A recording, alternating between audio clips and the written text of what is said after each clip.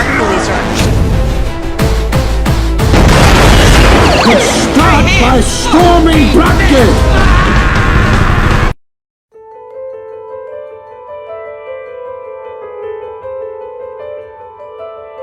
Hanna came out in April of 2011. It turns 10 this year, which gives me a great reason to decide, say, you know what? I'm going to review Hanna.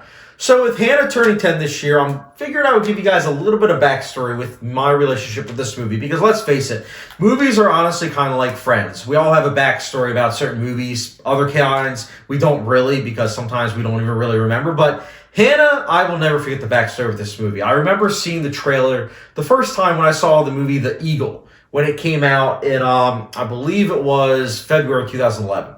So there was a couple months before Hanna came out. I remember seeing the trailer for this and thinking it didn't really look too good, honestly.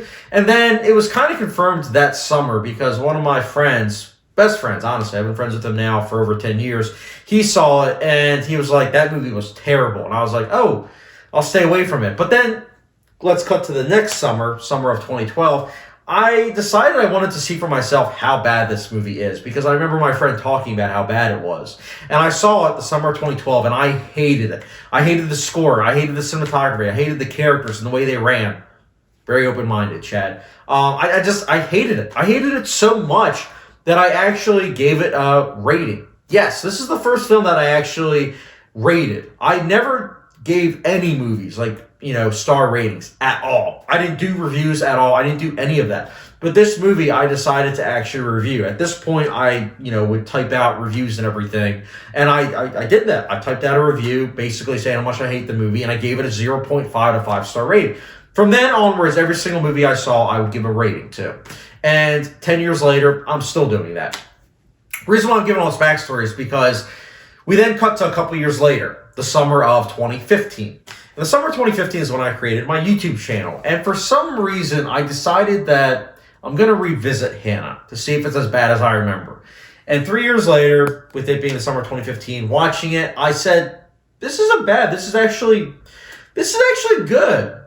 And then I watched it again that same year, and I was like, that was a really good movie. For all the reasons why I didn't like it when I first saw it, I actually turned out to be, I loved the movie for those reasons. I love the cinematography. I love the score. I don't know why I didn't like the score the first time. Probably because it was too different.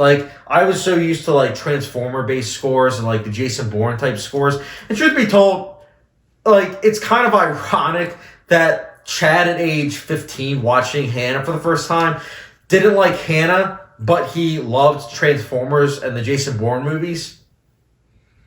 Makes sense, I guess, but at the same time, it's wow, I had a lot to learn. I was very close-minded at that time. And I think that's important to say as a film critic, being able to look back and say, you know what, I had a lot to learn, and here I am, still learning about things. This time around with Hanna watching it, because I wanted to be prepared watching it, I picked up on even more details. But I wanted to say right off the bat, this movie is incredible with its storytelling method. See, the film starts off where there's no real score at all. It's mostly ambience. It's mostly just, nature-based sound, which is cool. So, you're kind of getting into this environment with this, father and daughter. You see that, she's really good at training and everything. Obviously, the dad's amazing because he's the one that trained her.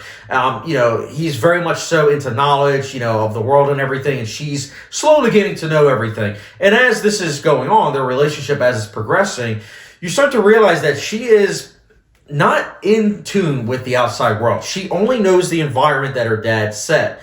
And she's finally giving an opportunity to flip a switch, and essentially if she flips the switch, her world is going to change. And honestly, here's the thing. When she flips that switch, I remember the first time I saw it, I didn't like it, and I was like, why would she do that? It doesn't make any sense. And watching it now, I realize that it's essentially taking into account different parenting styles. You see, this dad, played by Eric Bana, he is at first showcasing the protective instinct of do as you're told, don't ask questions or anything, only know what you know. But he finally realizes that she needs to come into her own. She needs to figure out the world for herself. So he does what honestly was a great decision. have it where it's her decision on if she wants to know the outside world and if she wants to find out the person that, killed her mother. And she flips a switch, and from then onwards, the film changes. You have it where you then see the outside world. As soon as that switch flips, you see the outside world. You see Marissa. You see her, story and how everything's going on with her. And also the score. The score sounds very off balance, off kilter. Once you see it where the military finds her and everything, it's very, honestly bewildering.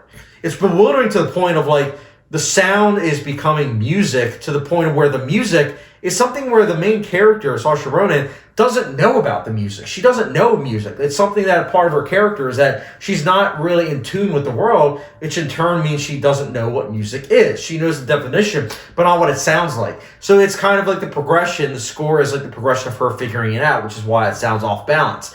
And it builds to that scene of the interrogation scene, which I'm not going to spoil anything, but that interrogation scene is one of the best edited scenes I think I've seen of the 2010s. It's incredible, honestly, and it's one of the best action scenes, too. I love it. I love the editing style. I love the progression.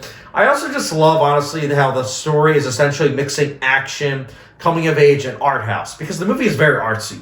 There are a lot of scenes that have it where it builds tension through the cinematography, the long takes. There's one long take in particular. It's a rumble in a subway, and it's great. You see Eric Bana's character coming down, and I'm not going to spoil the ending of it, but you just see him coming down, and the camera's just following him for 2 minutes. Really works, and honestly, I know we're so used to now 1917 and other films that have it where it's these action scenes that last a long time. But think about it. 10 years ago, this was a film that, it didn't really have it where it was well known to where it have very much so long take action scenes. This was probably one of the first ones in terms of the 2010s that kicked it off where it was yeah, it's great. It's great having long take action scenes. So I loved that. I also loved the characters. This is a story that, as I mentioned, it's many different genres, but it's also a fairy tale movie. Truth be told, the character Marissa, played by Cate Blanchett, she is essentially a wolf. I mean, for crying out loud, there's one scene where she's literally flossing aggressively, bleeding, and she has a focus on the teeth in terms of the cinematography. That's something I noticed the second time I watched. I was like, wow, they're really kind of hitting home that. The lead character, played by Saoirse Ronan, Hanna, she's also someone that I look at as a Red Riding Hood type character, but a Red Riding Hood type character that is actually able to defend herself. That I thought was interesting, and the message of that is kind of hit home with the fact that there's literally a set piece that is in the vein of a Brother Grimm's fairy tale set piece. So there's that too. I loved it. I also loved how the film starts and ends the same way. It's an open-ended, bookended. That's the term. It's a bookending. I liked that very much so. I also liked how this movie, it's not very emotional per se. It's more of something that you appreciate. You appreciate the fact that it's blending all these different styles to make a cohesive narrative that is honestly engaging. I always was engaged by the action. I was always engaged by the drama because I thought it was very much so unique in terms of the approach. Easily could have fallen into tropes, but Joe Wright's directing made for a very refreshing tale. This is a revenge film that's one of my favorites personally. I think it's great with its approach. It's not for everyone, truth be told. The style might not be to some people's likings. I do know that it has mixed reviews in terms of Rotten Tomatoes as well as just in general from audiences. But for me personally, I dug this movie. I thought the style melded really well with the story. And honestly, this is a film that I really liked. And I'm going to be giving Hanna a 4.5 out of 5-star rating, which feels like a hot sauce rating. It's the good old Tabasco rating. That's right. I really like this movie, guys. So, Hanna, let me know your thoughts in the comment section below. What did you think about it? Did you like it? Did you not? Let me know your thoughts in the comment section down below. And as always, don't forget subscription, notification bell, and I'll catch you guys later.